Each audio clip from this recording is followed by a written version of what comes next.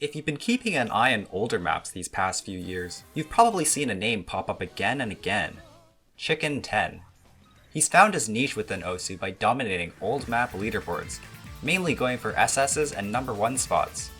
He's gotten over 6,000 SS's and almost 1,500 number 1s over his 7-year playing career, and doesn't seem to be stopping anytime soon. It's a bit of a bold claim, but I think he's the current best number 1 farmer for old maps, with no other player coming close to his accuracy skill, besides Wuppelfolk of course.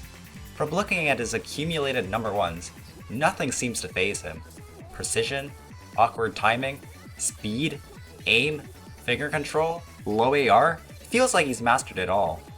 He currently has the 11th most number 1s in Osu Standard, but even then, that number feels pretty underrated. Many of the players above him go for number 1s on normal diffs, which are much more abundant and generally easier to farm compared to other types of maps. With all the scores he's set, I want to go over 7 of his best to showcase his skill and versatility. Afterwards, I want to go over his answers to some questions I asked him, like why he loves playing old maps so much, and what motivated him to acquire the number of scores he has. First, we have his HD DTFC on Fan. It's mainly impressive for its 250 BPM finger control and awkward to aim patterns, a reoccurring theme throughout his plays. He's extremely skilled in accurately tapping high BPM, no matter how strange the patterns may be. This also has some tricky to aim streams and flowy jumps throughout, made even more difficult by hidden. Chicken 10 firmly stands above the other extremely skilled DT players on the leaderboard, like Azerite and Red Pixel.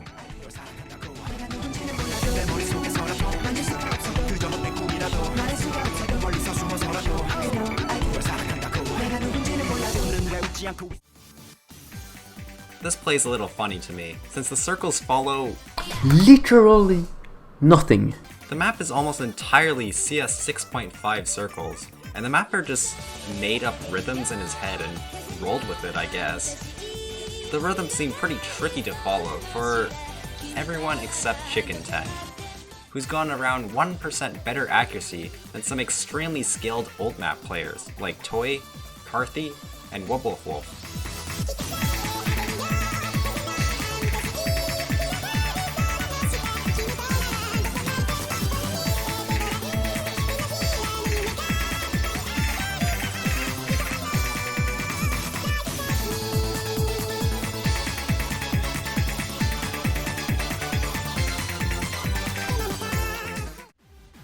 Okay, before anything, look how awkward to act this intro is.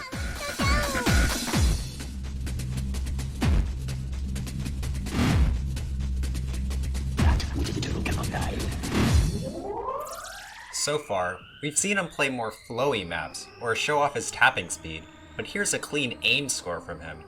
These are much more awkward jumps than what modern players might be used to, made much harder by the map being AR8 no mod. Of course, Chicken 10 has his pristine accuracy, with no other DT score being close.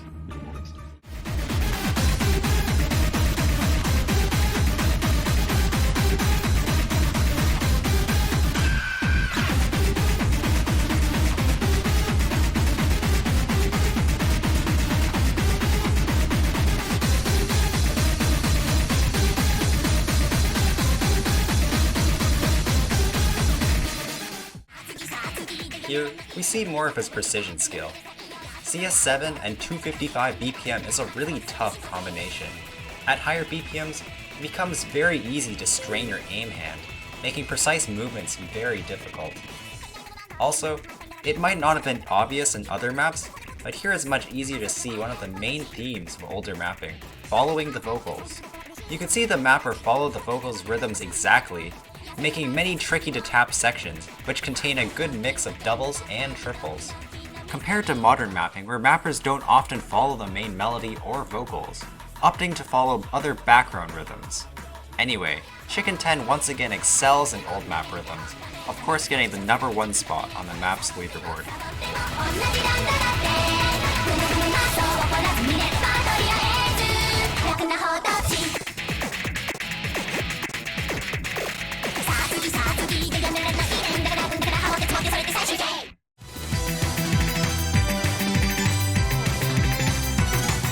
more precision, but this time on CS 7.8 and 7 stars.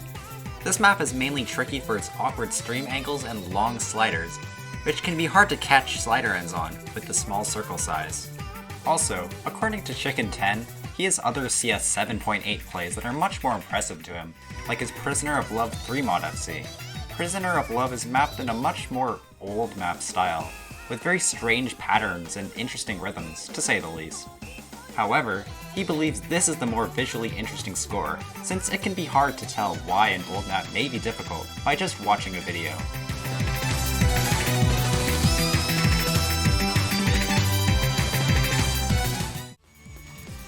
This score is similar to Prisoner of Love, in the way that it's hard to tell why it's impressive by just watching a video, at least for me. However, if you look closely, or give the map a shot, it becomes quite an interesting score. The map really doesn't use distance snap, which is pretty out of character for a map from 2008. It makes it really uncomfortable for someone like Chicken10, or anyone for that matter, to hit the CS 6.5 flowy patterns. You really have to focus on each note, because if your brain goes on autopilot, and flow aims like everything is evenly spaced, you're gonna eventually miss.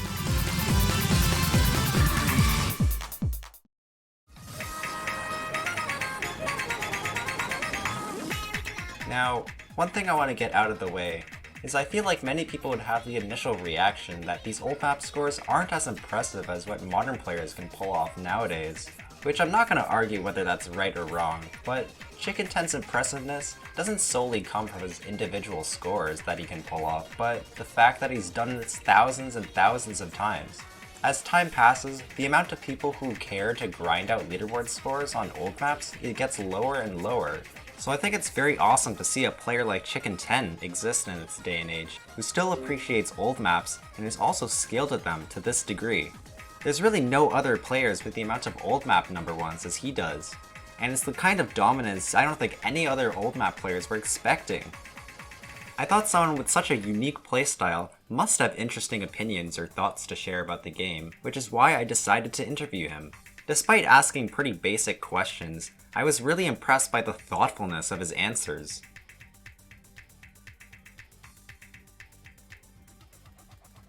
When I first started playing, I liked the idea of spinning fast and taking number 1 scores on easy and normal diffs with 4mod. So you could say I always liked the idea of taking number 1 scores on maps and being the visible best score on a map. My biggest inspiration at the time was Incognito, an old player from Russia. Eventually, it got boring after a while, and I wanted to learn to play the game better, since I always liked playing old maps, but I was never very good at them. Eventually the idea came along, and my next chapter in OSU was dedicated to grinding old maps, where one of the main measures of skill is having a lot of good number 1 scores. It's harder to measure skill using star rating or PB on old maps, because they're often underweighted.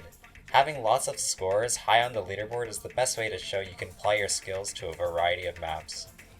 Starting from here, you can obviously understand that I kept seeing Wubbleful at the number 1 spot very often. He's always been a main inspiration for me, dating back to times where I wasn't even very good at the game. I've always been impressed by his ability to play every kind of map with any kind of mod, be it old maps, new maps, hidden DT, hidden hard rock, and so on.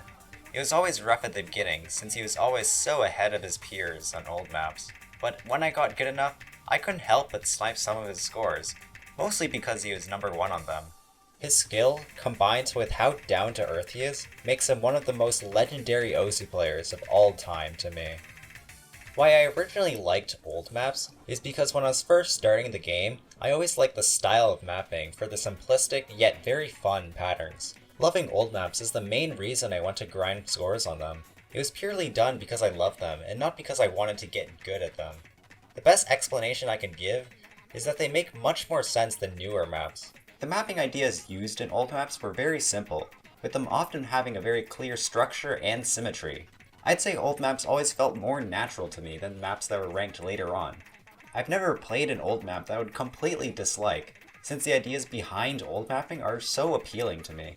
I like how mappers were experimenting back then, even if not every map ended up crazy good. Even the average map back then had some good ideas in them. An honorable mention for why you like them is how good the songs were. Go check the newest ranked maps. 7 out of 10 have songs you would likely forget in the next day. As to why I always aim for accuracy and the best score I can, because in my opinion, older maps are more about legacy and what you leave behind on them. Combine that with my passion for old mapping in general, it only makes sense to get the best possible scores on them. Not to mention that there's not many good old map players right now, so getting a good old map score means it'll be number 1 for much longer than modern maps, which is very motivating. There are many more good players competing for number 1s on newer maps, so you don't often get to keep your number 1s for long. Before I talk about my favorite maps, generally the things I look for are a cool reading aspect, some finger control parts, with mostly triples and lots of single tap notes, a healthy amount of copy-paste, and a variety of interesting patterns, ones you wouldn't usually see in modern maps. As for my favorite old maps, out of all the ones I'll mention, this is probably my favorite old map ever. It has a good amount of finger control and tricky aim, which I think is a perfect combination. Also, the variety of patterns is just out of this world. It's filled with such interesting variety, it's kinda surprising it's all in one map. It's just so different all the way through. And obviously, the overall structure of the map, a comfortable BPM and AR7, is just the cherry on top. There's not much to say about this as the first one. It's quite simple and doesn't really change its direction, and doesn't have jumps or a variety of patterns, but unlike the first one, this one might be one of my favorites for how clean it is. These two maps are very different, yet incredibly good for what they are. It's a great example of a clean old map, where you don't need to put anything crazy to make it good. Dare I say it's the single most underrated old map in the game. This map is also quite similar to the first one. It is both a plenty of copy and paste, and variety of patterns, where both KIs are mapped somewhat similar, but the small differences make it just perfect. The rest of the map plays flawlessly with large spacing, slow parts that actually play very well, combined with having no finger control parts in AR6, which most players can play with DT and Hard Rock. It makes it a very accessible old map that I think everyone should try. This map is opposite to the second in terms of it not having any real finger control parts, but rather aim parts. All that I said about the second map could be said about this one as well, with the difference being that it's a great representation of an old jumpy map with some reading thrown in. This is definitely one of the more underrated old maps. It's literally the perfect finger control map combined with triples, single taps, and a BPM most people could find comfortable for how it's mapped. It just plays so flawlessly that it's beyond me how a map this good never really gained popularity. This is probably the best old map attempt at overmapping. While it obviously has harder patterns than you might expect from such a calm song, I think it's an achievement in itself to map something this good out of a song like this. Insanely good finger control map with a fair amount of reading. The ones I listed are my favorite old maps, but obviously there are some good modern mappers as well, like Val, Angel Honey, Satan, KTGster, and RLC.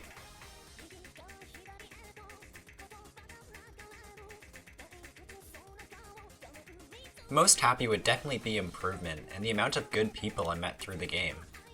For improvement, it's quite obvious, I've spent a lot of time on the game, so each time I manage to feel my own improvement, it's so rewarding to know my hard work has paid off. And for the people I met, while the community may have some weird people, like in every game, I feel like Osu players are one of the most dedicated players out of any game. Osu just requires you to obsessively grind to get good. It's always fun to talk to people about their views about the game, the approach they take in playing, and see how they've gotten good at their own thing. Helping someone with tips, or just having a talk about how they found the game, or how it's helped them in real life is lots of fun too. Funnily enough, Osu is one of the main reasons I can speak English well, since Osu is a transnational game and requires you to be good at English, and I feel like my story may be similar to others out there. The most frustrating thing is obviously choking a good play, but it happens with everyone. What's truly disappointing is seeing the approach developers are taking with all the leaderboard stuff and laser. The idea that people could snipe SS scores I worked so hard for by using rate-ups makes me so upset. It might not affect many people, but those who actively play for good scores on leaderboards, it's not something you would be happy about.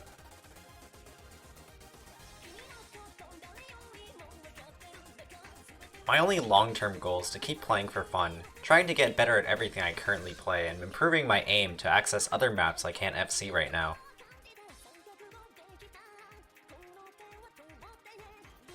It's definitely finger control and reading. Good finger control itself means you understand patterns and rhythm and can act them well too. Combined with high BPM and high OD, it makes for very impressive plays in my opinion. For a while now, bursty finger control has been overweighted compared to aim, but nowadays there's a lot more good finger control players compared to previous eras of Osu, which makes me very happy. Reading is somewhat similar to finger control in the sense that you have to be very comfortable with the map as well. But instead with the approach rate and density of the map, it's one of, if not the hardest skill to get good at, so there isn't many crazy good reading players out there. But whenever I see a great reading player, I get happy, as it's definitely the most underweighted skill right now in PP, and seeing this skill set push despite that is admirable.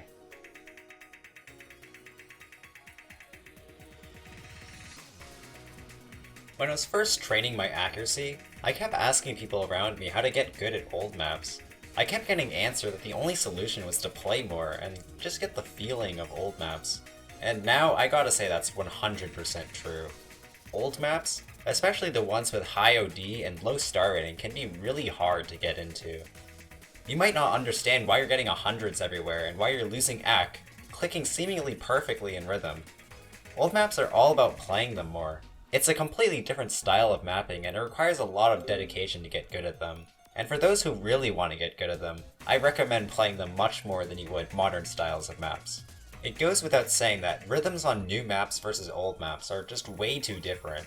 While most people would say old maps are mistimed, I'd rather say it's more complicated to get into. In short, the maps are just way too different in style, and if your main goal is to get good at old maps, mixing them might not be a good idea at first. As you get better, your skill set will adjust accordingly. The technique you use for tapping is also very important. You can notice how some people have it easy tapping high BPM and some just get tired after an hour. Make sure you don't overplay and find the right technique for you because after talking to many players, I think it might be the most important thing in the game. Also, play for fun. Also, I have to mention my inspirations. They've made me into the player I am today.